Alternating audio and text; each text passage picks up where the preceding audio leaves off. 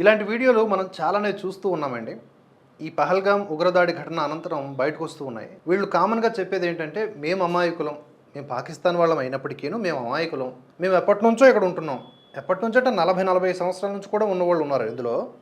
ఉంటున్నాం కనుక మాకేదో డెడ్‌లైన్ విధించి మమ్మల్ని పంపించేసేయకండి అని చెప్పేసి వేడుకుంటా ఉన్నారు. మరి కన్నీళ్ళు, బీబీసీ లాంటి వార్తా ఛానల్స్ అన్నీ కూడా ఆ కన్నీళ్ళని ఇంకా ఎక్కువగా ఎక్స్‌పోజ్ చేస్తూ మానవత్వం, మ్యూజిక్, పెంట, వాళ్ళ యొక్క శార్థం అన్నీ కూడా అందులోకి ఇంక్లూడ్ చేస్తారు. శత్రు దేశాన్ని శత్రు దేశంగా చూడలేకపోవడం కూడా నపుంసకత్వమే నా దృష్టిలో. కనుక శోకింపదగిన వారి గురించి శోకించుట తగదు అనేది మనం గుర్తుపెట్టుకోవాలి. అతి మంచితనం కూడా అధర్మమే అవుతుంది, అది మనల్నే కాటేస్తుంది. పాముకి పాలు పోసి పెంచరాదు. ఇంకా ఎన్ని చెప్పాలి చెప్పండి ఉపమానాలు. ఇలా వీళ్ళందరూ కూడా ఎలా మన భారతదేశానికి వచ్చారు, ఇక్కడ ఎలా ఇన్సర్ట్ అయిపోయి మన యొక్క డబ్బుని బాగా భుజిస్తూ బలుస్తూ మన మీద అగనిస్ట్గా పనిచేస్తున్నారు. వీళ్ళంతా పాకిస్తాన్కి ఇక్కడ ఉన్నటువంటి సమాచారాన్ని అందించరా, మినిట్ టు మినిట్ అప్డేట్ని ఇవ్వరా, హాయిగా విచ్చలవిడిగా పెళ్ళిళ్ళు చేసుకుంటున్నారు, పిల్లల్ని కంటున్నారు, ఆధార్ కార్డులు, పాన్ కార్డులు, బ్యాంక్ అకౌంట్లు, వాట్ నాట్. ఇలాంటి ఘటనలు మనం చూస్తూ ఉన్నప్పుడు మన భారతదేశంలో భద్రతా వ్యవస్థ కానీ అధికారుల పనితీరు కానీ ఒకటేంటి, అన్నీ కూడా సరిగ్గా లేవు, ముందు అవి సంస్కరింపబడాలి అని అర్థమవుతుంది. ఇన్ని సంవత్సరాలుగా వీళ్ళు ఉంటున్నారంట. ఒకసారి వీళ్ళ వీడియోని చూద్దాం ఫస్ట్. जी बिल्कुल, जो ये बाघा बॉर्डर के जरिए जो ये नया कानून निकला इसके लिए जो भेजे गए, तो इसमें मेरे वालिद साहब भी थे. చూడండి, వీళ్ళు కెమెరా ఆన్ చేయగానే ఏడవడం స్టార్ట్ చేశారు. అప్పటి వరకు నార్మల్గానే ఉన్నారు. నేను ఎందుకు అంటున్నానంటే, ఈ విక్టింగ్ కార్డులు ప్లే చేయడం, దాన్ని చూసి మనం మోసపోవడం జరగకూడదండి. చాలా జాగ్రత్తగా ఉండాలి. ఎమోషన్కి గురయ్యామా మన నడ్డే విరిగిపోతుంది. జాగ్రత్త. మళ్ళీ ప్లే చేస్తున్నాం చూడండి ఫస్ట్ నుంచి. వెరీ నార్మల్గా ఉన్నారు కదా, లెట్స్ ప్లే. जी बिल्कुल, जो ये बाघा बॉर्डर के जरिए जो ये नया कानून निकला इसके लिए जो भेजे गए, तो इसमें मेरे वालिद साहब भी थे और बाकी मेरे 3 चाचू और थे और मेरी 5 जो है वो मतलब खाला फूफियां, यानी कि पूरे ये 9 थे. और ये मतलब ऐसे थे ना कि जो अरसाए मतलब तकरीबन 43 साल से यहाँ पर ये बस रहे थे. और पहले ये इधर के थे, फिर गए वहाँ, उसके बाद यहाँ मतलब 40-50 साल हो गए इनको यहाँ रहायशी हैं. तो ये सरासर हमारे साथ नाइंसाफी है. गवर्नमेंट पर भी इसको, गवर्नमेंट को सोचना चाहिए कि पहले उनको देखना चाहिए कि मतलब గవర్నమెంట్ సోచన చాహియే అంటున్నాడు ఈయన. ఏం సోచన చాహియే, ఏం ఆలోచించాలి? అనధికారికంగా ఇక్కడికి వచ్చి ఉంటున్న వాళ్ళని పెంచి పోషించాలా? ఇందులో మానవత్వాన్ని చూడాలా, లేకపోతే బెండు తీసి బయటికి పంపించాలా? చూడండి, ఇక్కడ వాళ్ళకి పాస్పోర్ట్లు ఉన్నాయనుకోండి, దాని రిలేటెడ్ డాక్యుమెంట్స్ ఉన్నాయనుకోండి, ఉండొచ్చు, ఏ దేశవాసులైనా ఉండొచ్చు. యాజ్ ఆఫ్ నౌ యుద్ధ పరిస్థితి ఉంది కనుక పాకిస్తాన్ వాళ్ళందరూ కూడా వెళ్ళిపోవాలి ఆ దేశానికి. పాకిస్తాన్లో ఉన్న వాళ్ళంతా కూడా మన దేశానికి వచ్చేయాలి, ఎవరు? భారతీయులు. ఇది రూలు, దాన్ని అందరూ పాటించాల్సిందే. అత్యవసర పరిస్థితుల్లో మనం ఇలాంటి వాళ్ళ మాటలు నమ్మి మళ్ళీ దీని మీద రాజకీయాలు చేయటం అలాంటివి గట్ర చేస్తే అంతకంటే నీచత్వం ఇంకోటి లేదు. అర్థమైందా? ఈయన ఏమంటున్నాడంటే, Poonch, Jammu Kashmir, several Pakistani nationals return to Pakistan who were residing in Mandhar town after the Indian authorities ordered all the Pakistan nationals to return to their country in wake of Pahalgam terrorist attack. A relative of Pakistani national says, Pakistan వాడి బంధువు అంట మన భారతీయుడు.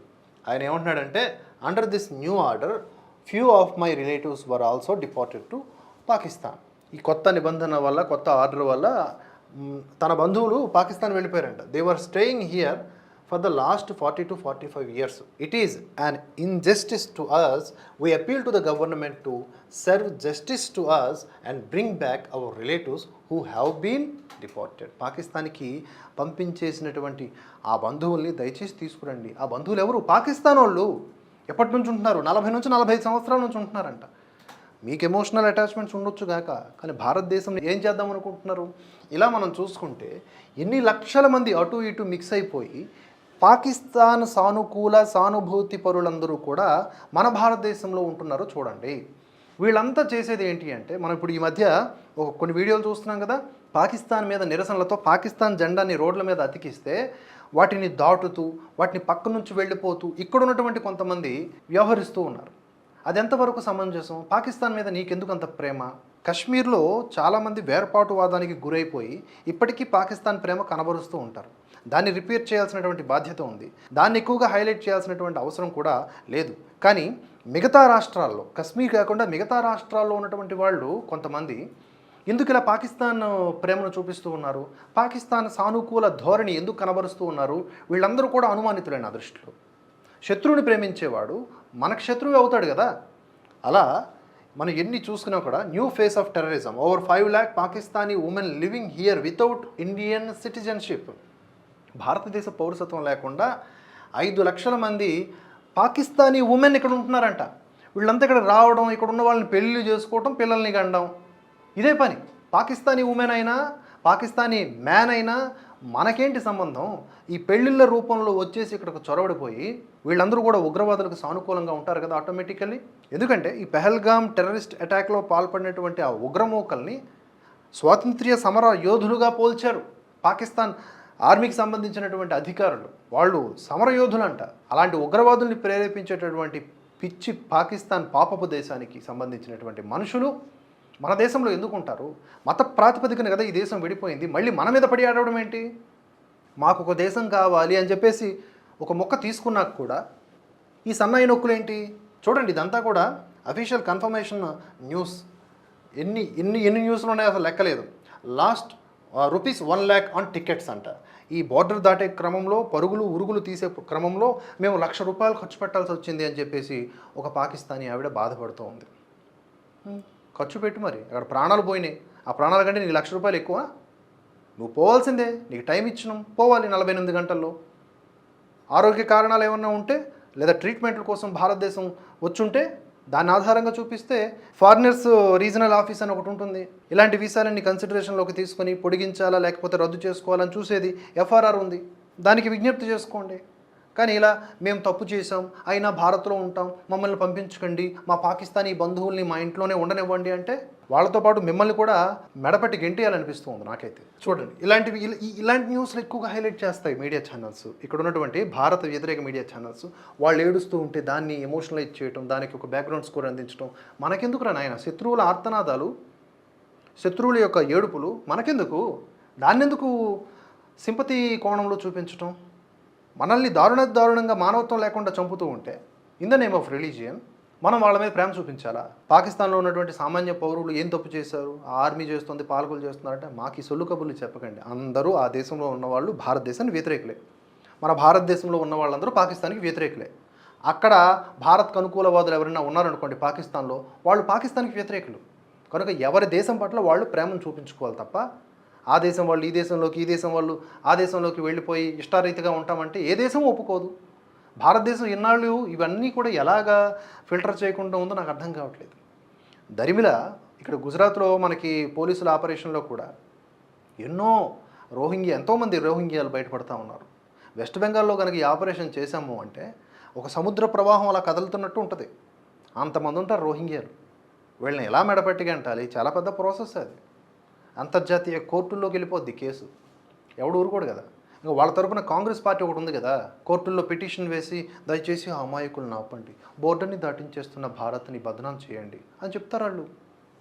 మామూలు performance కాదు. ఎందుకంటే వాళ్ళందరికీ ఓట్లు మేము ఇచ్చినాం, వాళ్ళు మాకే ఇస్తారు ఓట్లు ప్రతి ఎన్నికలకి, మేము గెలుస్తూ ఉంటాం, మేము మాత్రమే బాగుంటాం, దేశం ఎట్లా పోయినా మాకు సంబంధం లేదు. ఇలా చూసుకుంటే ఎన్నో న్యూస్లు. Indian women stopped at Attari border while trying to return to Pak with children. వీళ్ళని కూడా ఆపేస్తారు. ఇప్పుడు నీకు పాకిస్తాన్ పౌరసత్వం లేదు, పాకిస్తాన్ వాడిని పెళ్లి చేసుకున్నావు, పిల్లల్ని గన్నావు. ఇప్పుడు పాకిస్తాన్ వాళ్ళు మన భారతదేశం విడిచిపెట్టి వెళ్ళిపోవాలని రూల్ వచ్చింది, వెళ్ళిపోతారు. నువ్వు వెళ్తానంటే ఒప్పుకోరు. ఎందుకు అంటే నీకు పాకిస్తాన్ పాస్పోర్ట్ లేదు. పాకిస్తాన్ పాస్పోర్ట్ లేకుండా నిన్ను పంపిస్తే భారత్ బదనాం అవుతుంది. అక్రమంగా మా దేశంలోకి భారతీయుల్ని పంపిస్తున్నారు అని. టెక్నికల్గా అది కరెక్ట్ కాదు. మరి ఇన్ని సంవత్సరాలు, ఆల్మోస్ట్ ఈమె దాదాపుగా ఒక 10 సంవత్సరాలు అవుతుంది పాకిస్తాన్ వాడిని పెళ్లి చేసుకొని. పాకిస్తాన్ పౌరసత్వం తీసుకోవాలిగా, ఆ దేశంలో సావాలిగా. మరి ఎందుకు? అసలు ఏం జరుగుతోంది ఈ దేశంలో? Over 70 Pakistani women with NORI certificates return to India అని చెప్పేసి ఇదొక వార్త. More than 70 Pakistani women married to Indian nationals who were having NORI, no obligation to return to India certificate issued along with LTV, long-term visa, crossed over to India through the integrated check post at Attari border.